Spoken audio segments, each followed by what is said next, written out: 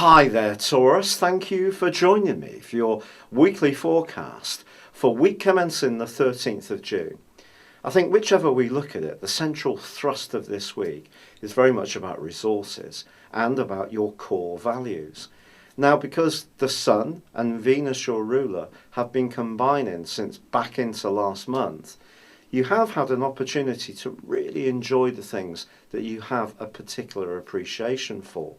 But as this week begins, a drier influence comes in the role of Mercury, which moves out of your sign, where he's been for 67 long days, and shifts into the sign of Mercury. This can help you to think in a little bit more of a structured way about how you're going to improve your lot. Now, whereas the Sun and Venus together is a very radiant link, and probably has been more about consumption rather than making your lot better. Although it is possible with Venus moving through this sector that you have had some fortune around your financial situation. But Mercury helps you to grapple with things in a very earthy way here, and anything which has been a bit off and on in terms of your thinking can now settle down. I think a thread that's become stronger and more consistent over the last week or 10 days can really start to show evidence of shaping up in a way which gives you a sense of purposefulness. But the Sun and Venus are still angling to Uranus. So it could be that there is going to be some surprises this week, but in a positive way. So be open to those. Perhaps you have some possessions you no longer use that if you declutter and sell these off, you can create a surplus.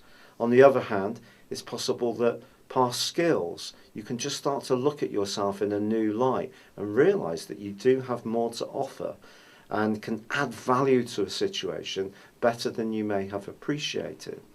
But the start of this week also sees dreamy Neptune, which is in your sector of friendship, and of course has been in that long-standing opposition with Jupiter.